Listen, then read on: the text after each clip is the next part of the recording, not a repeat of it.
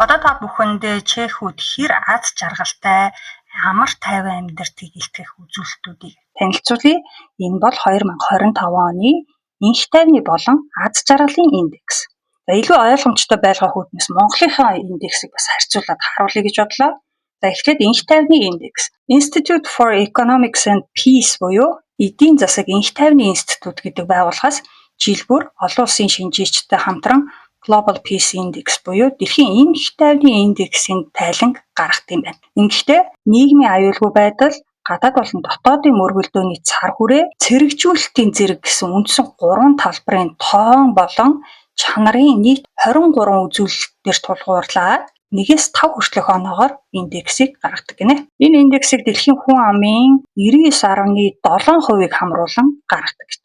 За эргэн сануулхад 2023 онд энэ тайланд 163 орныг хамруулснаас Чех улс 1379 оноогоор 12 дугаар байранд бичигдсэн бол Монгол улс маань 1765 оноогоор 44 дугаарт бичигдэжсэн. Тэгвэл 2025 оны тайланд мөн л 163 орныг хамруулсан байна. Эдгээрээс 74 улсынхан инх тайвны индекс өмнөх оныхоос сайжирсан бол 87 орных муудсан гинэ. Чех улс энэ удаа 1435 оноогоор 11-дүгээрт бичигдсэн байна. Монгол улс болохоор 1719 оноогоор 37 дугаар байранд бичигджээ. За 2023 онтой харьцуулахад эзлэх байр нь манай хоёр улсын хувьд хоёулаа урагшилсан ч яг оноог нь харахаар Чех бараг 1.5 оноогоор ухраад харин Монгол бараг 1.5 оноогоор урагшилсан байна. Манайхаас жоох урагшилчээ.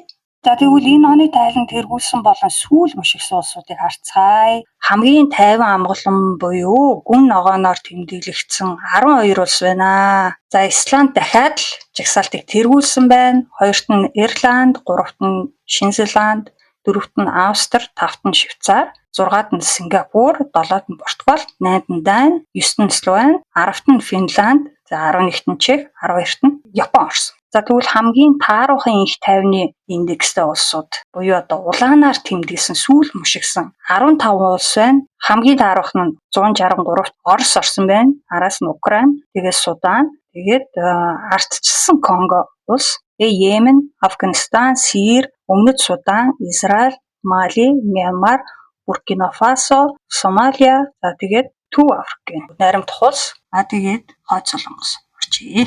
За ер нь манай улстай ойролцоо инх тайвны индекстэй улсууд ямар байд юм бэ гэж сонирхоод эндээс харах юм бол 35-д Швед, 36-д Польш, тэгээд 37-д нь манайх Монгол, 38-д Румын, Вьетнам хоёр давхцаж орсон байна. Тэгээд араас нь Тайван, 41-д Өмнөд Солонгос орсон. Тэгэхээр манайх бас нэг тийм муу биш байгаад манайс ч хаа очиж дайнгүй терроризмгүй болохоор ер нь бол дайжгүй. Гэхдээ Чехийн хувьд би л хувьдаа эх жил жоохон ухрах байх гэж бодож байна. Яг тэгэхээр ойр үед энэ Праг хавар жоохон эвгүй хэрэг гараад байгаа сонсогдсон. За жишээлх юм бол штэ. Өнгөрсөн 7 хоногт буюу 10 дугаар сарын ихээр Прагийн Подлипаме гэдэг гудамд нэг хүн буудуулж нас орсон хэрэг гарсан. Цагдаагийн албанаас мэдүүлсэн анхан шатны мэдээлэлт болохоор Явган зам дээр 3 эрэгтэй муудалцсны улмаас энэ хэрэг гарсан гэжээ. За албан үүргээс гадуур явж исэн, одоо үүргээ биелүүлж байгаагүй зүгээр чөлөө цагаараа явж исэн цагдаа руу 2 эрэгтэй дайрсны улмаас цагдаа бие хамгаалах зорилгоор тэднэрүү буудсан гэсэн. Эхлээд анхааруулга маягаар уг нь хоосон буудсан гэж байна. Тэгээ харин дараагийн буудалтанд нэг эрэг оногдоод маш хүнд гинцсэн. Тэгээд анхан шатны тусламж үзүүлсэн боловч аварч чадаагүй. Тэгээд тэр хэргийн газараа тэр хүн нас барсан гэсэн мөлий. За нөгөө нэг хүн нь болохоор хөнгөн гинтэд эвлэгт хүрэгдсэн.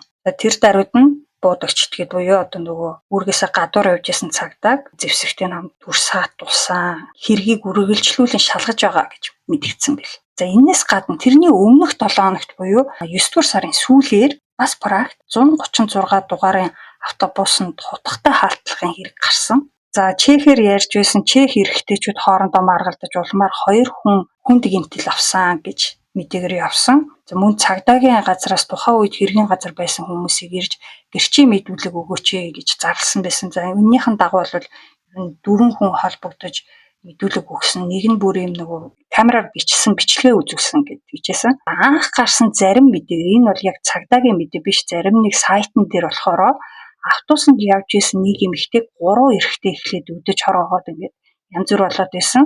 Тэнгүүд нэг өөр нэг эрэгтэй өмөрөөд тэр гуравтай муудалцаад тэгээ хоорондоо зодон зохион юм утга шууг болоод явсан.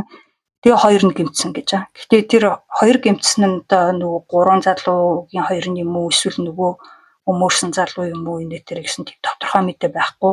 Нэг иймэрхүү хэрэг гарсан байлээ. Тэгээ ийм амар хэрэгүүд ер нь өмнө Чехэд болон Прагт гардаг байсан юм. Би л ерөөсөө нэг сонсож байгаагүй юм байлээ. Магадгүй би анзаардаггүй байсан баг. Тийм болохоор маань сонсогчдод яг Чехэд амьдардаг хүмүүс маань энэ талаар мэддэг зүйлсээ хуваалцаарай. За одоо тэгвэл аз жаргалын индексийн мэдээг танилцуулъя. Нэгдсэн үндэсний байгууллагаас 3 дугаар сарын 20-ыг олон улсын аз жаргалын өдөр гэж тунхагласан байдаг. За тэгээ жил болгон энэ үеэр нь аз жаргалын тайланг танилцуулдаг уламжлалтай. Ингэхдээ дараах 6 үзүүлэлтэн дээр үндэслээд тгээс 10 оноогоор үнэлгээ өгд юм байна. За үүнд нь болохоор нэг хүнд новдох дотоодын нийт бүтээгдэхүүн, нийгмийн дэмжлэг буюу одоо хүндрэлтийн үед найдаж болох хэн нэгэн байгаа эсхийг хэмжсэн тэм хэмжүүр. За дараагийнх нь эрүүл амьдралын наслалт буюу дундаж наслалтын үзүүлэлт. Дөрөвдүгээрт нь амьдралын сонголт хийх эрх чөлөө. 5 дугаарт нь өгөөмөр сэтгэл, 6-аад нь авилгын түвшин гэсэн байна. За жил болгон энэ хэмжих үзүүлэлтүүдэд нь багасаа өөрчлөлт ордог. Жишээлх юм бол энэ өгөөмөр сэтгэл гэсэн үзүүлэлт бол өмнө нь байгаагүй. Энэ жилийн тайланд бол шинээр орж ирсэн байлээ. Иргэн сануулахад өмнөх жил буюу 2024 онд нийтлэгдсэн тайланд 143 улс орсон байсан.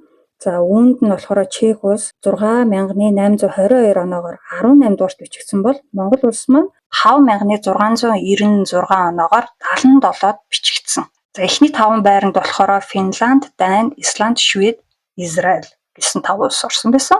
За тэгвэл энэ онд нийтлэгдсэн тайланг харах юм бол энэ онд нийтлэгдсэн гэдэг чинь 2024 оны байдлыг үзүүлсэн тайлан гэсэн үг шүү дээ. 147 орон хамрагдсан гэж байна. Чех улс 6775 оноогоор 20 дугаарт бичигдсэн байна. Оноогоорооч байраараач баг зэрэг ухарсан байна. Монгол улс болохоор 5833 оноогоор 77-д бичигджээ. Байр нь хэвэндээ боловч оноо нь буурсан байгаа. За эхний 5 улсыг харах юм бол Финланд, Дани, Исланд, Швед гэдэг эхний 4 яг өмнөх жилтэй адилхан. 5-т нь болохоор Нидерланд орсон байна. За өмнө нь 5-т орсон Израиль улс болохоор 8 руу орж буурсан байна. За энэ аз жаргалын индексийн талаар өрөг эмээн дээр бас нэг мэдээ гарсан байсан тухайн үед. Тэгээ Монгол улс сүүлийн 3 жилд 16 байраар ухарч 77-д жагсаж байна гэж бичсэн байсан. За тэгээ ер нь Чех Монгол улсыг тус бүрийнх нь одоо нөгөө профайлыг гэх юм уу харсан чинь Чех улс түүхэндээ хамгийн дээд тал нь 18-д бичигдэж байсан юм байна. За энэ нь болохоор 2020, 21, 22, 23 онууд. Хамгийн доод тал нь 2012 онд 39-д бичигдэж байсан юм байна. Тэгээ хамгийн том агц нь одоо нөгөө урагшаага үсэрсэн нь болохоор 2015 онд харагдсан юм байна.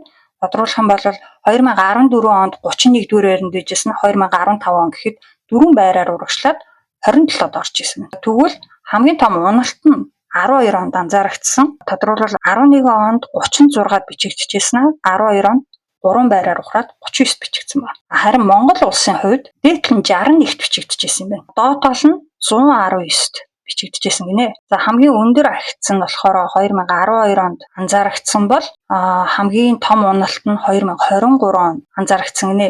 Тэгэхээр 2011 онд 119-р байранд байжгаад 2012 онд 102-т буюу ингээд бүр 17 байраар урагшлаад айгүй том ахиц гарсан байгаа байхгүй. Энэ нэг юутай холбоотой юм бол би хувьдаа бодохоор 12 онд ч сонгуул болсон шүү дээ. Тэгээ арчилсан нам гарч ирсэн магадгүй тэр нөлөөсөн баг. За тэгээд 23 онд айгүй том уналт болсон болохоор 22 онд 61-т буюу нөгөө оргил цэг дээр байжсэн 23 он болсон чинь 77-оор юунаас болсон гэж та бүх үзэж байна. За Чех болон Монгол улсын аз жаргал энх тайвны индексийн мэдээ нэг юм байна.